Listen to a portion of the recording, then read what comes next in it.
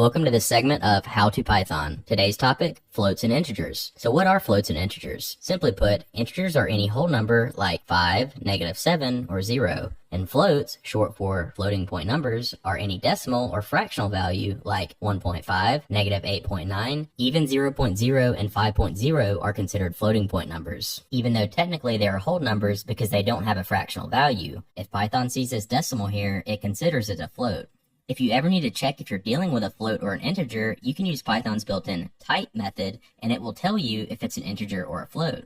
If you're ever dealing with larger numbers, Python does support scientific notation. So 5e to the 4 is just 5 with the decimal moved 4 places to the right, so 50,000. Any number that uses scientific notation will be a float. We can also just represent 50,000 as an integer by typing 5 with 4 zeros. A useful trick when dealing with numbers with a lot of zeros like this is you can add an underscore where the commas would go, and Python will just ignore them, so it makes it easier to read. Okay, so what can we do with these numbers? Well, in Python, we can perform the very basic arithmetic operations. We can add, subtract, multiply, divide, and use exponents. You'll see that we can also combine floats and integers in these operations, and they'll work just as expected.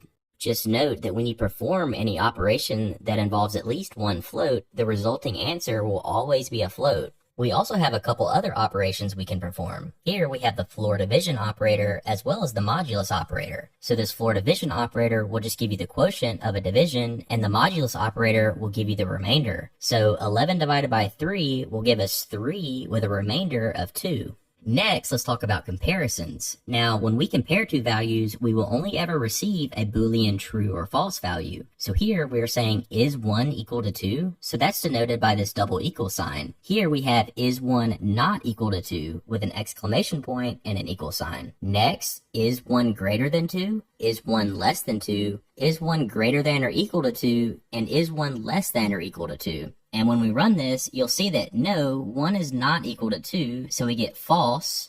Is 1 not equal to 2? Yes, so we get true here. 1 is not greater than 2, so we get false.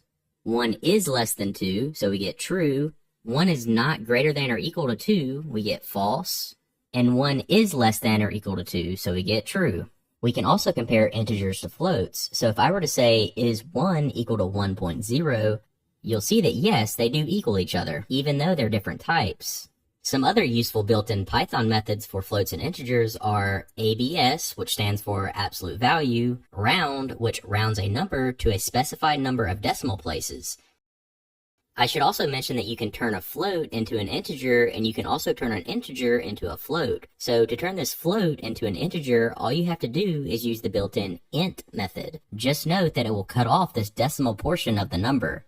And to turn an integer to a float, just use the float method. Here, Python will just add a 0.0 to the end of this number, making it a float. And that pretty much covers it for floats and integers. Test your knowledge by looking at each of these statements and leave a comment what you think the output will be for each of them. Answers will be provided in the description below. Also, be sure to leave a like if you learned something so that others are recommended this video and can learn as well. I'll see you all in the next segment of How to Python.